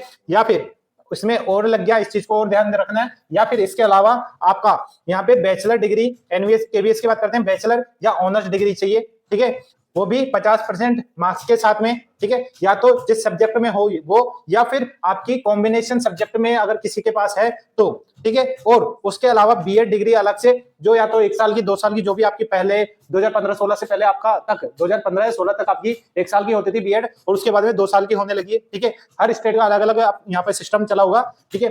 और 50% मार्क्स चाहिए आपका बीएड डिग्री में, या फिर 3 साल का आपका इंटीग्रेटेड कोर्स बीएड एमएड, ठीक है, क्लियर है। सेम एज इट इज यहाँ पे बात करेंगे एनवीएस की, तो आपका बैचलर डिग्री, ठीक है, बैचलर डिग्री या ऑनर्स में आपकी डिग्री होनी चाहिए 50% के साथ में, ठीक है, पर्टिकुलर कंसर्न सब्जेक्ट के साथ में, या अगर कोई कॉम्बिनेशन है सब्जेक्ट का तो वो भी यहाँ पे अलाउ है। साथ में बीएड आपकी मांगी गई है 50% के साथ में, ठीक है। और 3 साल का अगर इंटीग्रेटेड कोर्स है बीएड एमएड वाला तो वो भी यहाँ पे फिल कर सकता है टीजीटी पोस्ट के लिए, Hindi, English, Sanskrit third language के लिए, ठीक है। इसके अलावा यहाँ पे आप देख सकते हो आपकी एनवीएस में आपका यहाँ पे जो 3 साल का इंटीग्रेटेड कोर्स है, ठीक है, उसमें इस एक चीज और मांगी गई है आपका यहाँ पे 1 ईयर का बीएड। जैसे मैंने बोला था कि पहले 1 साल की भी होती थी बीएड, 1 ईयर का बीएड स्पेशल एजुकेशन में 1 ईयर का, तो दोस्तों वो भी यहाँ पे 50% के साथ में मांगा गया है। तो दोस्तों मैं वापस बता रहा हूँ, जब भी एलिजिबिलिटी की यहाँ पे जब वीडियो चल रहा हो, ठीक है, जो कोई भी कैंडिडेट देख रहे हो टीजीटी रिलेटेड, तो दोस्तों वीडियो को बिल्कुल तरीके से देखना है, कहाँ क्वालिफिकेशन में अंतर आ जाए कुछ नहीं बोल सकते, ठीक है दोस्तों। इसलिए वीडियो को पूरा देखना है जब तक आपका यहाँ पे योग्यता वाली बात चल रही है, ठीक है।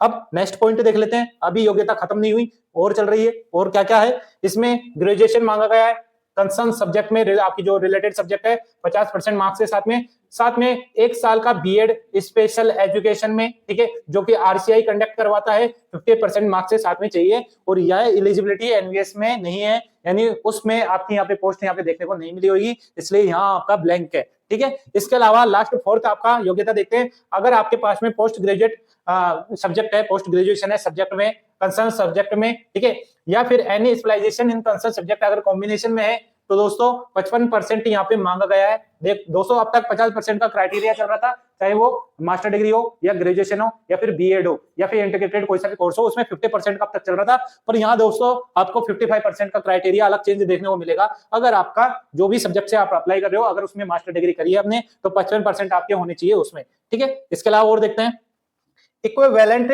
Grade provided that the candidate has study subject, ठीक है। और यहाँ पे आपको जो आपकी सब्जेक्ट है, डिग्री है, तो दोस्तों उसमें इसी की बात करिए कि उसमें आपके 55% एग्रीगेट वहां पे होना चाहिए, ठीक है। साथ में यहाँ पे देख सकते हो 3 साल का इंटीग्रेटेड कोर्स बीएड एमएड, ठीक है, 50% मार्क्स के साथ में। दोस्तों देख सकते हो हर जगह हर स्टेप पे आपको जो योग्यता का है, बिल्कुल आपको बिल्कुल अलग तरीके से अलग दिखाई दे रहा होगा कि कहाँ एलिजिबिलिटी का क्या क्या चीजें देखने को मिल जाए, ठीक है दोस्तों। इसी में और एनवीएस की बात करेगा, सेम आपको देखने को मिलेगा। पोस्ट ग्रेजुएशन होना चाहिए आपकी सब्जेक्ट में, अगर उससे रिलेटेड कोई स्पेशलाइजेशन आपने कर रखी है तो वो किसके साथ में, 55% के साथ में, या फिर इसके इक्विवेलेंट कोई सा भी आपका डिग्री हो या फिर कोई सी भी ऐसा डिग्री हो, मास्टर डिग्री हो जो आपका ग्रेजुएशन में भी वही आपका सब्जेक्ट आता हो, तो दोस्तों वो भी आप यहाँ पे अप्लाई करने के लिए योग्य है। साथ में 3 साल का यहाँ पे बीएड एमएड वाला इंटीग्रेटेड कोर्स 50% के साथ में यहाँ पे मांगा गया है। तो दोस्तों ये आपका TGT related Hindi English Sanskrit और थर्ड लैंग्वेज का जो योग्यता है वो मैंने आपको क्लियर कर दी है। आशा करते हैं आपको पूरा समझ में आया होगा, ठीक है। अगर फिर भी किसी को समझ में नहीं आया तो आप वीडियो पॉज कर सकते हो, आराम से देख सकते हो। आपको कभी भी योग्यता में, ठीक है, बिल्कुल जल्दबाजी नहीं करनी होती, क्योंकि या तो आप जल्दबाजी करोगे, किसी से पूछोगे, उससे बढ़िया है आप वीडियो को ज्यादा बार बार देख लो, बिल्कुल तरीके से देख लो, ठीक है। अब नेक्स्ट आते हैं, नेक्स्ट क्या जानकारी है आपके रिलेटेड, यहाँ पे देख सकते हो आपके जितनी जो आपकी टीजीटी वाली पोस्ट है टीजीटी वाली पोस्ट है, इसमें एक्स्ट्रा क्या मांगा गया है, इस चीज को भी गौर करिएगा, क्योंकि बहुत स्टूडेंट है अब तक देख रहे होंगे कि सेंट्रल की वैकेंसी है केवीएस एनवीएस की, तो सीटेट क्यों नहीं मांगा जा रहा, ठीक है दोस्तों। मुझे पता है कि अब तक बहुत सारे स्टूडेंट है या कैंडिडेट जो वीडियो देख रहे हैं अब तक बहुत बार सोच लिए होंगे और वो सोच रहे होंगे कि सर ने तो ये चीजें स्किप ही कर दी या भूल गए। नहीं दोस्तों, सारी चीजें नोटिफिकेशन में दी गई है, और जिस टाइम पे आनी है उसी टाइम पे यहाँ पे दी जाएगी। इसलिए मैं बोल रहा हूँ वीडियो को शुरू से लेकर अंत तक देखिए, कहाँ क्या चीज आपको देखने को अलग देखने को मिल जाए, क्योंकि ये कंबाइंड नोटिफिकेशन पहली बार निकाला है। तो पहली बार जब निकलता है तो दोस्तों बहुत सारी चीजें यहाँ पे अपडेट देखने को मिलता है, ठीक है। अब यहाँ पे दोस्तों आ जाता है सीटेट का, जिसके लिए आप इंतजार कर रहे थे, CTET central teacher eligibility test, जो कि पेपर सेकंड का, ठीक है, पेपर सेकंड का जो भी टीजीटी से अप्लाई कर रहे हैं किसी भी सब्जेक्ट से, तो पेपर सेकंड में आपका सीटेट क्लियर होना चाहिए, क्लियर है, ठीक है। जो कि कंडक्ट कौन करवाता है, सीबीएसई। अब हाल फिलहाल में आपकी जो सीटेट है अभी जून जुलाई वाला यहाँ पे कंडक्ट नहीं हुआ, किसी कुछ प्रशासनिक कारण रहे होंगे, ठीक है। पर दोस्तों अभी दिसंबर वाला यहाँ पे कंडक्ट होगा, और उसकी जो एग्जाम डेट है 8 फरवरी रखी गई है। हालांकि अभी नोटिफिकेशन आया नहीं है कंप्लीट, ठीक है, पर जल्द ही आ जाएगा। पर दोस्तों नोटिफिकेशन का वेट करना क्यों, जब आपकी एग्जाम डेट फिक्स है 8 फरवरी, तो आपको एग्जाम से मतलब है, आपका जब भी नोटिफिकेशन आए आपको तो फॉर्म कभी भी फिल करना है, आपकी एग्जाम डेट तो फिक्स है। जिनका सीटेट क्लियर नहीं है वो सीटेट क्लियर कर लीजिएगा, ठीक है। अगर फॉर्म में यहाँ पे अगर यहाँ पे कुछ मांगा गया है, यहाँ पे आपका मान लो जो सीटेट है, ठीक है, हो सकता है यहाँ पे पूरा कंप्लीट सीटेट मांग लिया जाए, आपसे रोल नंबर मांग लिया जाए, तो दोस्तों यहाँ पे आप कुछ नहीं कर सकते, जिनकी सीटेट है तो वही यहाँ पे फिल कर सकते हैं, ठीक है। इसके अलावा ये तो फॉर्म जब भरोगे तब पता चलेगा, अगर फिर भी पता करना है तो कमेंट बॉक्स में कमेंट कर सकते हो, ठीक है। अब यहाँ पे टीजीटी हिंदी इंग्लिश संस्कृत जो आपकी रीजनल लैंग्वेज है थर्ड है, उसमें भी आपका यहाँ पे सेकंड क्लियर, जो पेपर सेकंड है वो क्लियर होना चाहिए, ठीक है। और यहाँ पे डिजायरेबल वापस दे दिया गया है, मैं वापस बता रहा हूँ, डिजायरेबल अगर है, जो क्वालिफिकेशन डिजायरेबल में आपसे मांगी गई है अगर आपके पास है तो बहुत अच्छी बात है, नहीं है कोई दिक्कत नहीं है, टेंशन लेने की जरूरत नहीं है, ठीक है। अब एक चीज और जो स्पेशल यहाँ पे दी गई है, डबल स्टार करके दी गई है, और इस चीज को आपको वापस रीड करना है, ध्यान देना है, training to be undergone a person with BEd, ठीक है, किसमें, स्पेशल एजुकेशन में, ठीक है। Qualification shall undergo after appointment and NCT recognize 6 month special program in elementary education, ठीक है दोस्तों। अब जो भी कैंडिडेट है, ठीक है, स्पेशल एजुकेशन रिलेटेड बीएड जिन्होंने करी हुई है उनके लिए स्पेसिफिक है, ठीक है, वो सारी चीजें यहाँ पे जानते होंगे, ठीक है। तो दोस्तों यहाँ पे 6 मंथ का यहाँ पे जो जरूरी है ट्रेनिंग, वो चीज उसके बारे में दिया गया है, ठीक है। अब यहाँ पे जो योग्यता थी आपकी कंसर्न सब्जेक्ट की हिंदी इंग्लिश की, वही आपकी यहाँ पे सेम वापस देखने को मिलेगी। ठीक है, मैं वापस बता रहा हूँ कि आपका चाहे से टीजीटी वाली पोस्ट हो या पीजीटी वाली पोस्ट हो, आप जिस पोस्ट के लिए अप्लाई कर रहे हो वो आपका या तो आपके पास मास्टर डिग्री हो उसमें होना चाहिए, या फिर आपका ग्रेजुएशन लेवल हो उसमें वो जो सब्जेक्ट है वो आपको वहां पे जरूरी है। ठीक है फिर भी देख लेते हैं हिंदी की बात करें तो दोस्तों यहाँ पे देख सकते हो study Hindi as an elective या फिर मेन सब्जेक्ट एटलीस्ट 3 ईयर या फिर 6 सेमेस्टर। ठीक है, 6 सेमेस्टर इन ग्रेजुएशन या फिर 4 ईयर इंटीग्रेटेड कोर्स। यदि आपने ग्रेजुएशन करा है 3 साल का, है ना, या फिर सेमेस्टर वाइज अगर आपका प्रोसीजर चल रहा है तो दोस्तों उसमें आपका या तो इलेक्टिव या मेन सब्जेक्ट रहना चाहिए जिस पोस्ट के लिए आप जिस सब्जेक्ट से आप अप्लाई कर रहे हैं। ठीक है दोस्तों, यही चीज आपकी चाहे इंग्लिश की बात करें तो यही रहने वाली है। ठीक है, और ये वहीं आपकी जो थर्ड लैंग्वेज है असम, नेपाली, ठीक है, उर्दू, बाकी सबका यहाँ पे सेम देखने को मिलेगा। ठीक है, वहीं संस्कृत में भी सेम आपको देखने को मिलेगा, चाहे वो 3 साल का डिग्री हो आपकी या फिर सेमेस्टर वाइज आपके वो वहाँ पे अप्लाइड कर रहे हो या 4 ईयर इंटीग्रेटेड कोर्स हो आपके पास में, बीए, बीएड, बीएससी, बीएड, तो दोस्तों वो उनके लिए ये एलिजिबिलिटी रखी गई है। ठीक है, अब कौन सी सब्जेक्ट बची है? अब बची है मैथ, साइंस और सोशल स्टडीज। इनके बारे में देख लेते हैं योग्यता आपकी। ठीक है दोस्तों, अगर दोस्तों मैं वापस बोल रहा हूँ, ये नोटिफिकेशन है, कंबाइंड नोटिफिकेशन है केवीएस एनवीएस का। ठीक है, अगर सिंगल सिंगल नोटिफिकेशन निकलता है इनका अलग, तो दोस्तों इस नोटिफिकेशन को रीड करने में और आपको जानकारी देने में, ठीक है दोस्तों, ज्यादा टाइम नहीं लगता और आप भी बोर नहीं होते। पर दोस्तों कंबाइंड नोटिफिकेशन है, वीडियो तो एक ही बनेगी, अब ये वीडियो हो सकता है लंबी बन जाए, पर दोस्तों कंबाइंड नोटिफिकेशन है, जानकारी जो पोस्ट निकली हुई है उसके रिलेटेड जो क्वालिफिकेशन है यहाँ पे बिल्कुल साथ साथ दी गई है, तो सारी चीजें मेरे को साथ बतानी ही पड़ेगी और आपको वीडियो भी पूरा देखना ही पड़ेगा। इसके अलावा कोई ऑप्शन नहीं है, वीडियो को आप ज्यादा स्पीड में करके देख सकते हो आपके सुविधानुसार। ठीक है, बात करेंगे आपका टीजीटी पोस्ट की। ठीक है, मैथ, साइंस, सोशल स्टडीज, इन तीनों में से कोई सा भी हो, आपका जो पे लेवल रहने वाला है L7 रहने वाला है। ठीक है, आपकी वही सैलरी है जो लगभग 60-65 हजार के आसपास बनने वाली है और 35 साल से ज्यादा की उम्र वाले यहाँ पे अप्लाई नहीं कर सकते। क्लियर है, अंडरस्टैंड है? इसके अलावा अब मेन एलिजिबिलिटी आती है केवीएस और एनवीएस के रिगार्डिंग। ठीक है, यहाँ पे आप देख सकते हो 4 साल का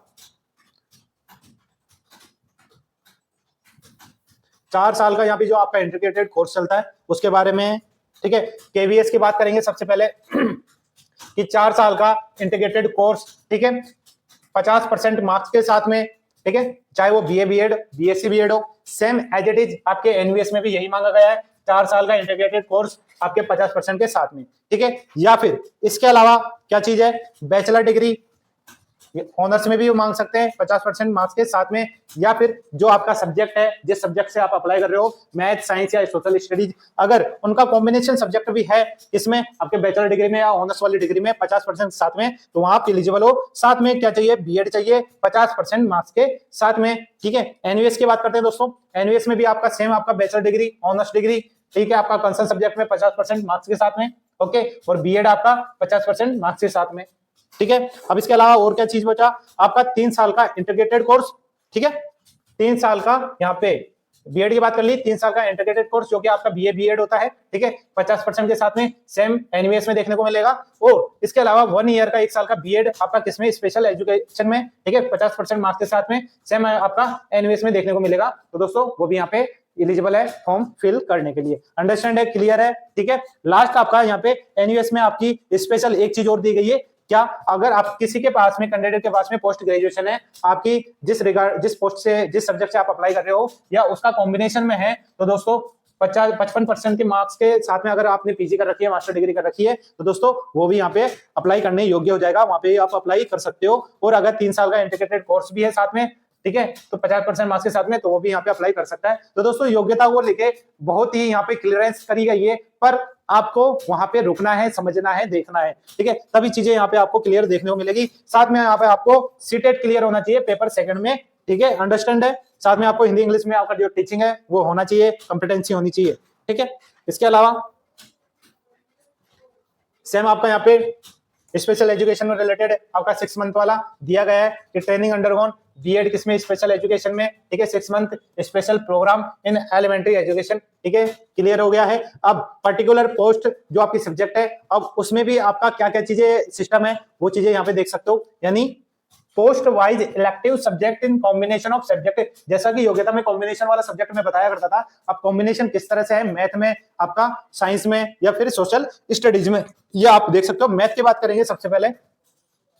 मैथ में दोस्तों क्या होना चाहिए, मैथमेटिक्स होनी चाहिए या तो इलेक्टिव या मेन सब्जेक्ट। इसमें आपका 3 साल की कोई डिग्री है या फिर 6 सेमेस्टर वाली कोई आपकी ग्रेजुएशन है। साथ में 4 ईयर इंटीग्रेटेड का कोर्स है, बीए, बीएड, बीएससी, बीएड। तो दोस्तों उसमें आपका मैथमेटिक्स इलेक्टिव या मैथ सब्जेक्ट होना जरूरी है, ठीक है। अब सेकंड, फिजिक्स होना चाहिए एटलीस्ट 1 ईयर या 2 सेमेस्टर में, ठीक है। अगर किसी के पास में, किसी की डिग्री में, ठीक है, अगर मैथ नहीं है पर फिजिक्स है, उसमें भी 1 साल या 1 साल में आपकी फिजिक्स रखी गई है, तो दोस्तों वो भी यहाँ पे अप्लाई देखने को मिलेगा, ठीक है। और 1 out of chemistry, electronics, computer science, statics, ठीक है, 1 साल या 2 सेमेस्टर, बात एक ही है। यानी आपका इनमें से किसी भी अगर कोई सब्जेक्ट है आपका 1 साल में, यानी chemistry, electronics, computer science, statics आपकी ग्रेजुएशन में, आपकी पहले साल में अगर ये सब्जेक्ट है आपकी, तो दोस्तों वो भी आप यहाँ पे अप्लाई कर सकते हो, ठीक है। और क्या चीज दिया गया है, candidate who have study undergone choice based credit system, ठीक है, यानी CBCS with the above subject combination are also eligible to apply, ठीक है दोस्तों। यानी candidate with BSc honours in physics और केमिस्ट्री नॉट एलिजिबल, ठीक है। अगर कोई कैंडिडेट है बीएससी ऑनर्स से है, फिजिक्स है या केमिस्ट्री से है, तो दोस्तों वो यहाँ पे अप्लाई नहीं कर सकता, वो योग्य नहीं है। किस पोस्ट के लिए, आपका यहाँ पे मैथ के लिए टीजीटी, ठीक है। अंडरस्टैंड है, आप वीडियो को आराम से देख सकते हो, ठीक है। पर जनरली होगा यही कि जो मैथ से अप्लाई कर रहा है, तो दोस्तों उसके ग्रेजुएशन लेवल में भी मैथ रही होगी, और लगभग ये मान लो सब पोस्ट ग्रेजुएशन भी कर लेते हैं, यानी मास्टर डिग्री भी कर लेते हैं सभी, ठीक है। साइंस की बात करेंगे, साइंस में भी आपको यही देखने को मिलेगा। कॉम्बिनेशन किस तरह से है आपका, आपकी बायोलॉजी, साइंस की जब बात हो रही है, ठीक है, biology, life science, botany, zoology, ठीक है, ये आपकी ग्रेजुएशन में होनी चाहिए, ठीक है। ऑनर्स या मेन सब्जेक्ट एटलीस्ट 3 साल या 6 सेमेस्टर में होना चाहिए। 4 ईयर इंटीग्रेटेड कोर्स में आपका यहाँ पे देखने को यही चीज आपके सब्जेक्ट हो तो वो एलिजिबल है, ठीक है। अब किसी के पास में बायोलॉजी या लाइफ साइंस, बॉटनी या जूलॉजी है, ठीक है, पर इनका कॉम्बिनेशन भी अगर आपकी डिग्री में भी है, कॉम्बिनेशन कौन सा, सब्सिडरी जो सब्जेक्ट होती है जैसे केमिस्ट्री, बॉटनी, जूलॉजी, ठीक है, ये कौन किसमें थी, बायोलॉजी या लाइफ साइंस में। बॉटनी की बात करें तो केमिस्ट्री, जूलॉजी, और जूलॉजी में केमिस्ट्री या बॉटनी, ठीक है। तीनों में आपको केमिस्ट्री का कॉमन दिखाई देगा, ठीक है, और पोस्ट आपकी साइंस रहने वाली है। जो भी कैंडिडेट साइंस फील्ड से है, ठीक है, उनको ये अपनी क्वालिफिकेशन अच्छी तरह समझ में आ रही होगी, ठीक है। इसके बाद में सोशल स्टडीज बचती है आपकी। सोशल स्टडीज का दोस्तों यहाँ पे जो क्राइटेरिया है वो इस तरह से रहने वाला है कि आपकी कौन कौन सी यहाँ पे एनी 2 सब्जेक्ट, इस पे गौर करिएगा, कोई भी 2 सब्जेक्ट कौन कौन सी, history, geography, economics, political science, ये आपकी ग्रेजुएशन लेवल में रहनी चाहिए, कोई सी भी 2 सब्जेक्ट, ठीक है दोस्तों। क्वालिफिकेशन जहां असेंशियल होती है ना दोस्तों, वो जरूरी है तो जरूरी है, ठीक है। या फिर आपका 3 साल की कोई सी भी डिग्री, 6 सेमेस्टर का कोई सा भी आपका ग्रेजुएशन हो, वहां आपका ये जो सब्जेक्ट का कॉम्बिनेशन है अगर है किसी के पास, तो वो यहाँ पे फिल कर सकता है, ठीक है दोस्तों। इसके अलावा वही सेम आपकी क्वालिफिकेशन देखने को मिलेगी, ठीक है। इसके अलावा दोस्तों आपकी टीजीटी वाली जो पोस्ट है वो आपकी computer science, music, art, physical education और वर्क एक्सपीरियंस के साथ यहाँ पे मांगा गया है, ठीक है दोस्तों। क्वालिफिकेशन का आप दोस्तों लगभग ये मान लो आधी घंटा हो गया, पर टीजीटी, पीजीटी, ठीक है, इनमें से भी केवीएस, एनवीएस, इन सभी एलिजिबिलिटी को देखते देखते आप दोस्तों देख रहे होंगे बहुत, या तो बिल्कुल बोर हो गए होंगे। पर दोस्तों मैं वापस बोलना चाह रहा हूँ, जो पीजीटी से अप्लाई कर रहे हो वो पीजीटी वाला बिल्कुल ध्यान से देखे, ठीक है। और जैसे टीजीटी आए तो दोस्तों वो आपका अगर रिलेटेड है, अगर आप फॉर्म फिल करना चाहते हो तो बिल्कुल देखिए, नहीं तो आप स्पीड तेज करके भी आगे स्किप कर सकते हो, ठीक है दोस्तों, जिससे आपका टाइम भी खराब नहीं होगा, ठीक है। बात करेंगे यहाँ पे आपकी कौन सी, कंप्यूटर साइंस की सबसे पहले, ठीक है। पे लेवल यानी पे स्केल L7 रहने वाली है, और यहाँ पे 35 साल से ज्यादा का यहाँ पे अप्लाई नहीं कर सकता, अपर एज दी गई है 35 साल, ठीक है। टीजीटी की कंप्यूटर साइंस की बात करेंगे, क्या मांगा गया है, बैचलर डिग्री मांगी गई है, कंप्यूटर एप्लीकेशन यानी बीसीए, किसके साथ में, 50% मार्क्स के साथ में, या फिर ग्रेजुएशन में आपके कंप्यूटर साइंस या आईटी रही होगी 50% के साथ में, ठीक है, इन कंसर्न सब्जेक्ट यानी कंप्यूटर साइंस से रिलेटेड, ठीक है, तो दोस्तों वो भी यहाँ पे अप्लाई कर सकता है, ठीक है। अब थर्ड, या तो किसी के पास है बीई यानी बैचलर ऑफ इंजीनियरिंग, या फिर बीटेक बैचलर ऑफ टेक्नोलॉजी होनी चाहिए, किस फील्ड से, कंप्यूटर साइंस या फिर आईटी इंफॉर्मेशन टेक्नोलॉजी, 50% मार्क्स के साथ में, तो दोस्तों वो कैंडिडेट भी कंप्यूटर साइंस टीजीटी में अप्लाई कर सकता है। इनके अलावा क्या चाहिए आपको, central teacher eligibility test paper second में, यानी सीटेट क्लियर होना चाहिए आपका पेपर सेकंड में, ठीक है। और इसके अलावा बैचलर डिग्री इन एजुकेशन ठीक है 50% मार्क्स के साथ में आपका यहाँ पे मांगा गया है, यानी बीएड आपका होना जरूरी है। ठीक है, इस चीज को आपको ध्यान रखना है, चाहे टीजीटी की बात हो, पीजीटी की बात हो, यहाँ आपका बीएड कंपलसरी है, एसेंशियल है। ठीक है, इसके अलावा बात करेंगे 3 साल का इंटीग्रेटेड कोर्स है 50% मार्क्स के साथ में। ठीक है, यानी आपका सिंपल बीएड हो या फिर 3 साल की आपकी जो बीएड होती है, ठीक है इंटीग्रेटेड वाली, या फिर 4 साल की आपकी डिग्री है जिसमें आपकी बीएड भी सम्मिलित होती है, तो वो भी यहाँ पे योग्य होता है। ठीक है, ये आपकी कंप्यूटर साइंस की बात हो गई। बात आती है आपकी म्यूजिक फील्ड से, म्यूजिक सब्जेक्ट की, जो कि आपका जो आपकी सब्जेक्ट रहने वाली है उसी में आपका जो 50% मार्क्स है ग्रेजुएशन में वो रखा गया है। ठीक है, म्यूजिक में है तो या तो म्यूजिक या परफॉर्मिंग आर्ट, इस चीज पे आपको ध्यान देना है। ठीक है, इसके अलावा आपका यहाँ पे बीएड मांगा गया है 50% मार्क्स के साथ में। ठीक है, अब रिमेनिंग क्या रह गया आपका, आर्ट से रह गया, जो कि आपका केबीएस और एनवीएस में देखने को मिलेगा। यहाँ पे पूरा स्पेसिफिक कर दिया गया है उन्होंने। ठीक है, केबीएस और एनवीएस क्या रहेगा पार्ट आपका फील्ड आर्ट का। ठीक है, बैचलर डिग्री किसमें, ड्राइंग में, पेंटिंग, स्कल्पचर, ग्राफिक आर्ट और फाइन आर्ट। ठीक है, क्लियर है, drawing, painting, sculpture, graphic art या फाइन आर्ट में आपकी बैचलर डिग्री कंप्लीट होनी चाहिए 50% मार्क्स के साथ में। ठीक है, हो गया, और साथ में बीएड होनी चाहिए 50% मार्क्स के साथ में। ठीक है, ये आपकी आर्ट सब्जेक्ट का जो केबीएस और एनवीएस में आपका सेम क्वालिफिकेशन देखने को मिल रहा है। ठीक है, इसके अलावा यहाँ पे फिजिकल एजुकेशन की बात आ जाती है टीजीटी पोस्ट पे, जिसमें आपका मेल और फीमेल भी कॉमन है। ठीक है, सभी दोनों के लिए कॉमन यहाँ पे क्वालिफिकेशन रखी गई है। इसमें क्या मांगा गया है, आपका 4 साल का इंटीग्रेटेड कोर्स होता है। ठीक है, कौन सा, बैचलर ऑफ फिजिकल एजुकेशन वाला 4 साल का, जिसमें आपकी बीएड भी सम्मिलित होती है 50% मार्क्स के साथ में। ठीक है, या फिर बैचलर डिग्री होनी चाहिए आपके फिजिकल साइंस में, या फिर फिजिकल एजुकेशन में, या फिर physical education sport offer NCT द्वारा 50% मार्क्स के द्वारा। ठीक है, या फिर आपका यहाँ पे ग्रेजुएशन होना चाहिए बीपीएड में, बैचलर ऑफ फिजिकल एजुकेशन में, और 1 साल का। ठीक है, एटलीस्ट 1 ईयर ड्यूरेशन। ठीक है, या फिर इसके इक्विवेलेंट आपका यहाँ पे आपका डिग्री होना जरूरी है। ठीक है, किसके लिए, फिजिकल एजुकेशन के लिए। ओके, और या फिर इसके अलावा बैचलर डिग्री मांगी गई है फिजिकल एजुकेशन, जो कि आपकी इलेक्टिव होनी चाहिए सब्जेक्ट 50% मार्क्स के साथ में। ओके, ये आपका पूरा फिजिकल एजुकेशन से रिलेटेड जो आपका क्वालिफिकेशन है वो है पूरी क्लियर हो गई है। ठीक है, अब नेक्स्ट देखते हैं। नेक्स्ट यहाँ पे दोस्तों यहाँ पे देखने को मिलेगा टीजीटी। ठीक है, टीजीटी P&HE। ठीक है, ये आपका पर्टिकुलर जो स्पेसिफिक क्राइटेरिया है, ठीक है, उसके लिए है, जिसमें आपका क्या मांगा गया है, 4 साल का इंटीग्रेटेड कोर्स मांगा गया है, या फिर बैचलर डिग्री इसमें फिजिकल एजुकेशन में। ठीक है, क्लियर है, वही 50% मार्क्स के साथ में। बीपीएड मांगा गया है 50% मार्क्स के साथ में।